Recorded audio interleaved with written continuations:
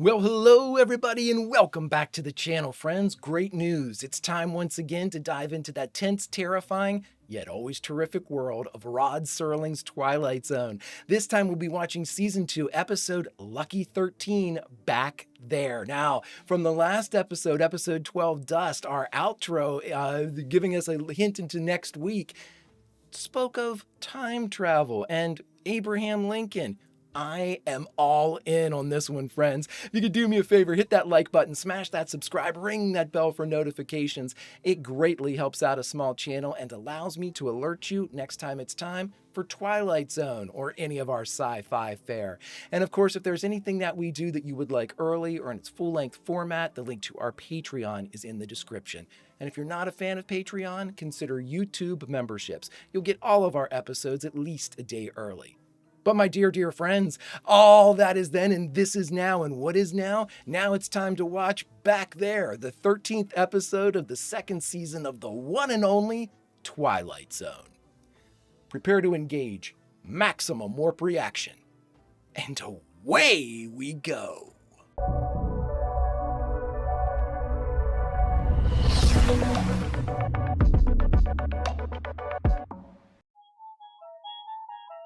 Please be good. Please be good. It's the Twilight Zone. We've got a really good chance. But again, time travel, Twilight Zone. When are we?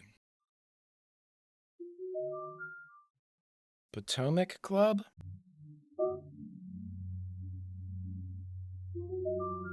We're taking this slow in, huh?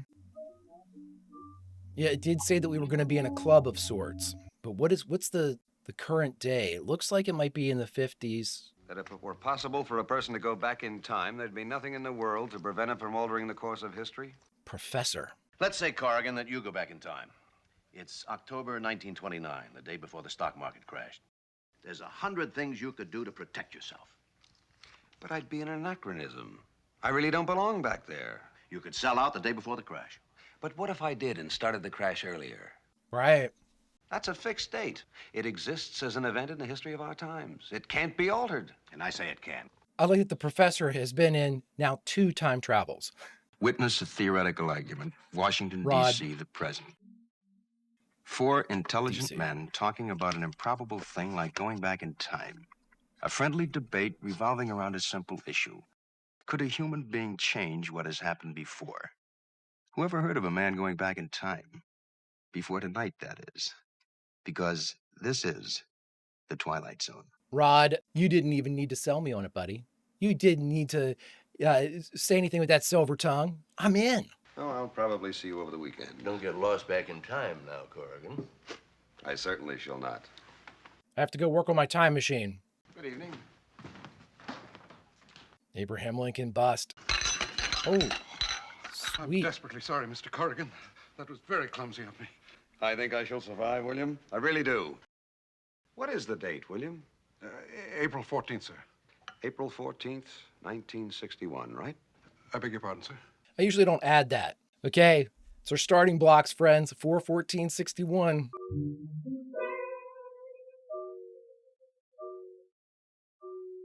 I wonder what caused it. Gaslight. Oh, it changed the whole thing. Okay. Home. Home, that's it. I'll go home. I'll go home. This show. Now, I don't know if he looked at himself and thought he did something's different about his dress, but I can't tell if he is period specific with his attire right now. It doesn't look like it. He doesn't have a hat.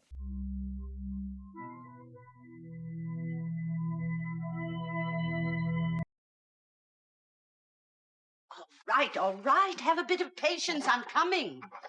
Yes. Oh, I'm sorry. Isn't this number 19 12th Street? That's right. Whom do you wish to see? This used to be the oldest building in this part of town. Still is. What's that? This was just built last week. Now, look here, young man. I can't stand around all evening talking about silly things like which is the oldest building in the section. Do you have a room? Yes, I have rooms for acceptable boarders. Do you come from around here? Yes, I do.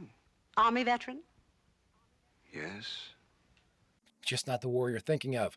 I'm an engineer. Oh, really? A professional man. Well, right upstairs and to the right. Off to the play? Yes, dinner at Willis, and then off to the play. Well, enjoy yourselves. Applaud the president for me. We'll certainly do that. What play are you seeing? She just said something to you about the president. She told me to applaud him. Where might your sympathies lie? You said you're in the war, yeah. The Army of the Republic, of course. Well, then why make such a thing of applauding President Lincoln? It's his due, we figure. That and everything else, God bless him. What theater? What play? Well, Ford's Theater, of course. Ford's Theater. Are you all right? No. The play, the one you're going to tonight at Ford's Theater. What's it called? It's called Our American Cousin. And it's April 14th, 1865, isn't it? Nice. It is April 14th, 1865.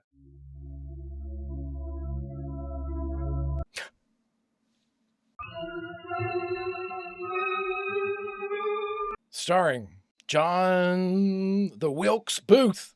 Let me in! The president's gonna be shot tonight!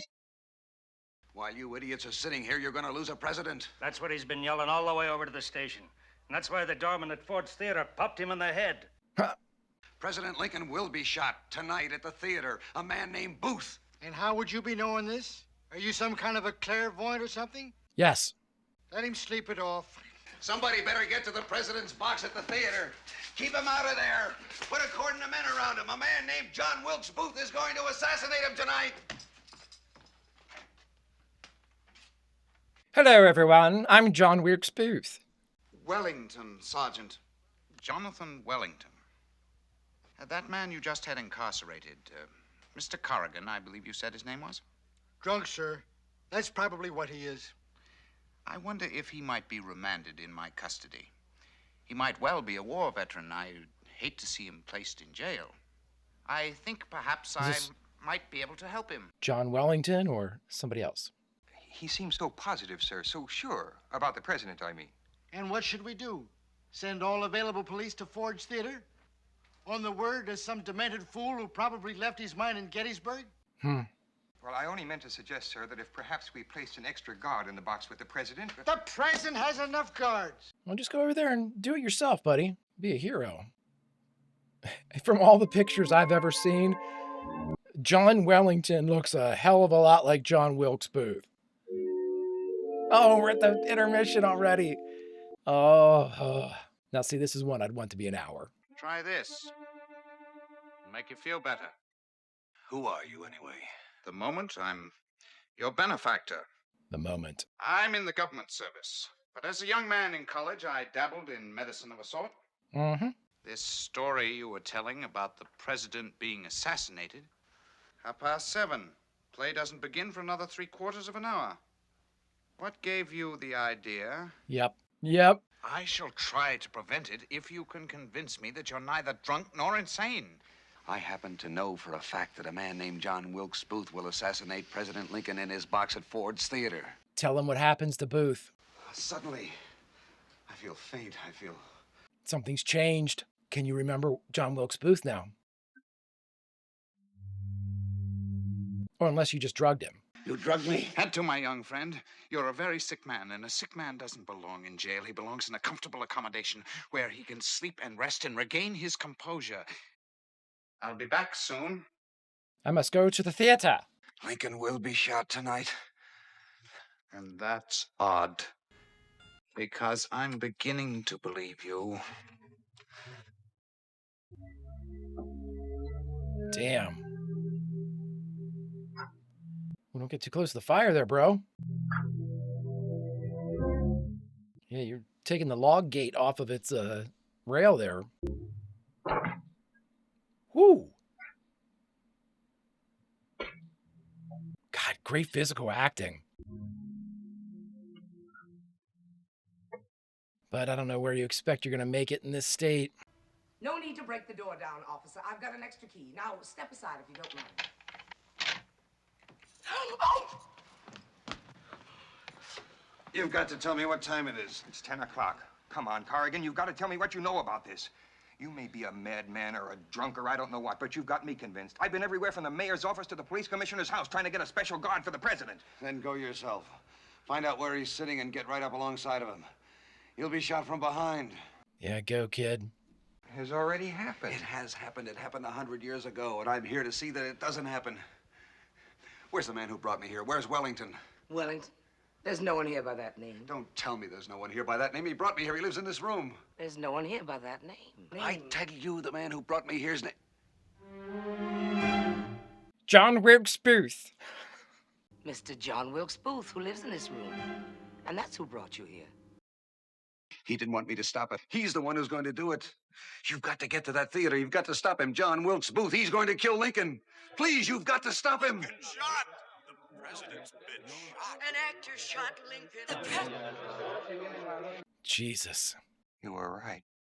You did know. Oh, my dear God. I like these performances. I tried to tell you. I tried to warn you. Why didn't you listen? Why didn't you listen? Why didn't you listen to me? Let's see if anything's changed. Did you forget something? What? Forget something? You left here just a moment ago, and I thought you forgot something. Is that William? Where's William? William, sir? There's no William on duty.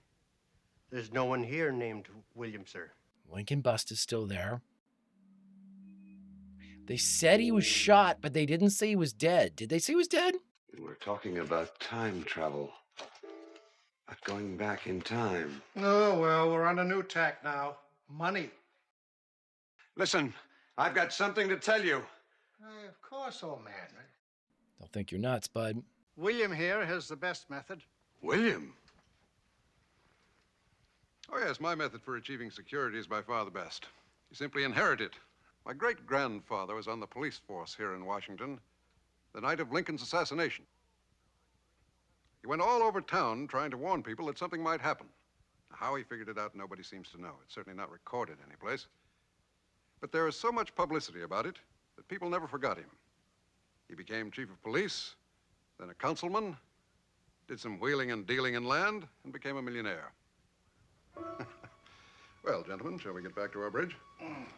Is that all that's changed? William, didn't you used to work here as an attendant?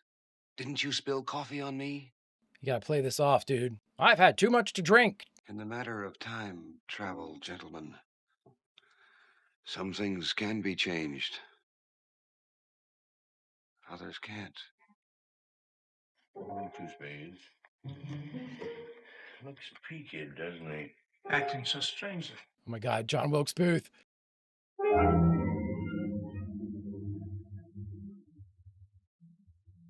Mr. Peter Corrigan lately returned from a place back there. A journey into time with highly questionable results. And the skein of events cannot be undone. But on the other hand, there are small fragments of tapestry that can be altered. Tonight's thesis, to be taken as you will, in the Twilight Zone. All right, everybody, we just finished watching The Twilight Zone, Season 2, Episode 13, Back There. And the only thing left to do is talk about it. All right, everybody, we just finished watching the 13th episode of the second season of the one and only Twilight Zone, Back There. Time travel stories are some of my favorites, friends. And I mean, sure, the actual act of traveling through time is cool. I definitely enjoy that aspect of it. My favorite part about a time travel tale is this, though. Learning the rules. You know, what kind of time travel are we dealing with? Do we have a butterfly effect type of thing? Do we have somebody like Corrigan, who's a man outside of time that remembers something decidedly different, who is unaltered by the events that as they kind of reweave around him, so to speak? I always find that super duper fascinating time travel, again, it's that investigative nature about how we slowly, normally learn the rules of this particular instance or example of time travel. And in this one, Rod tells us straight up, this is one of the most detail-given episodes of the Twilight Zone that we've had, because in his summation, Rod says, there are certain things in history that you just can't change. No matter how hard you rage against it, Abraham Lincoln was going to die in Ford's Theater. Couldn't change it, couldn't do anything about it, but there are small elements of the tapestry that can be rewoven, and that's where we saw William, or more appropriately, William's ancestor, who was the cop, being able to have his life completely redirected, completely, the course of his family, his progeny, his all of his ancestors that would, not ancestors for Christ's sakes, all of his descendants, there we go, Greg, all of his descendants would be able to benefit from this change, this ripple effect caused by wanted something greater to be changed. Not that the life of a family is to be taken in, as light or not as significant, but as far as, comparatively speaking, as far as his historical moments, you have, the assassination of Abraham Lincoln, which would have dramatically changed not only obviously the course of Abraham Lincoln's life, the course of America, of the world. We're not sure what could have happened at that point. But William's ancestor, there we got it, William's ancestors' change really kind of affected the family going forward. And William gave us how everything kind of fell into place. And that's great. And they didn't try to get too heavy-handed with any of the other elements of it. Like, they didn't try to give us more examples of things being changed. Again, initially, whenever they came back and they said, the president's been shot when he was back in 65, I thought, but they didn't say he was dead. I missed it. And I can't remember if they did or not. They may have. But I was thinking to myself, my God, what if enough had been changed where Booth missed, clipped him in the shoulder or something like that, and where Abraham Lincoln, while wounded, would have lived. They didn't decide, that wasn't necessarily anything that they wanted to do. And they wanted to be able to prove that in their time travel, or their rules of time travel, one of the things was you just can't change certain elements of time. Like, you have these, in comic books, sometimes they're called nexus events, these unalterable moments that just absolutely cannot be unwoven. And in Lincoln's assassination, as far as the creatives are concerned, was indeed one of those moments. It's great stuff. And I think too, what it really shows us is that the Twilight Zone, we've mentioned it so many times, you don't know what you're going to get. Sure, Rod gives you some outro exposition to what to be prepared for the next week, which gives us a good bit. We were told everything. There's a time travel, how things could be changed. Abraham Lincoln was involved.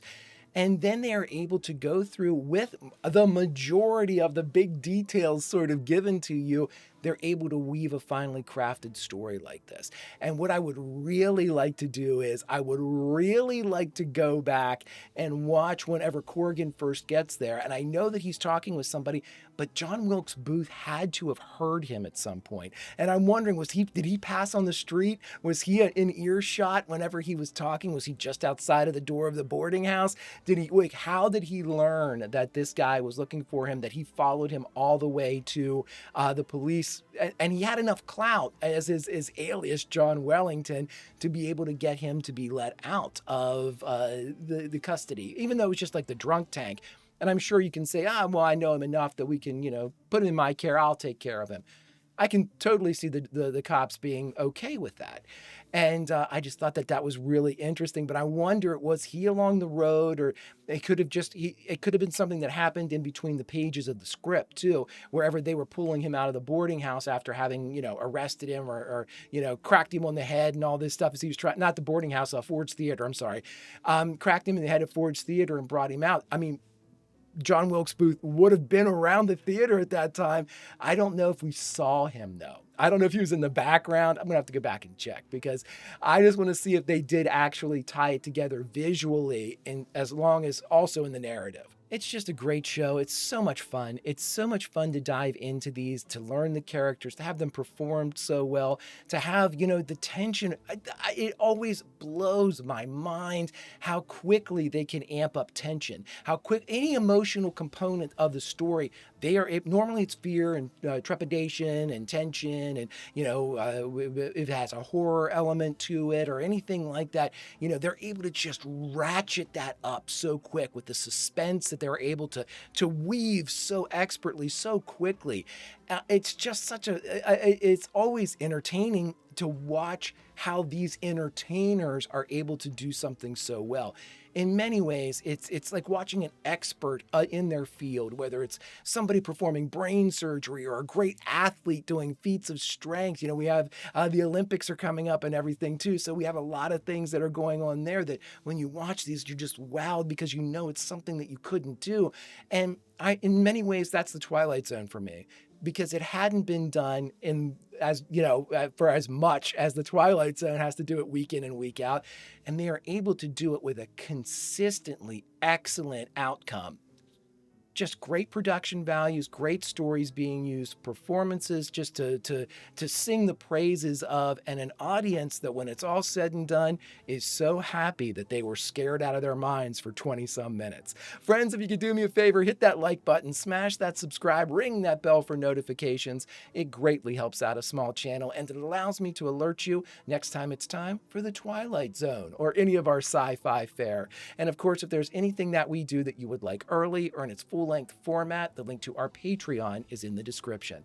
And if you're not a fan of Patreon, consider YouTube memberships. You'll get all of our episodes at least a day early. But my dear friends, all that is then and this is now, and now, unfortunately, it's time for us to say goodbye from the Twilight Zone. So where should we say goodbye from? Well, that's normally what we do in our other series as the Greek Chorus, somebody that watches the story being told by the original storytellers, and then we go out and continue that job and that work of finding new audience members, people that haven't seen it before, and tell them you should really check out the Twilight Zone. And thus, we become a vitally important part of the narrative by continuing to spread the story. That's how we normally do it, because what we normally do is then jump back into the episode and say goodbye from a favored scene. That's our reward. But with the Twilight Zone, we do something a little bit different. We say goodbye as a result of the episode. And friends, pack your bags. We're going back there. Just like Corrigan, we exit the Potomac Club and find ourselves in 1865. Only we are armed with one thing that Corrigan wasn't armed with. We are armed with the knowledge of his tale. Can we truly change something now? Now that we know where John Wilkes Booth will be, now that we know what's going to happen this night, a lot of the question marks that Corrigan had have been answered for us. But will there be more questions?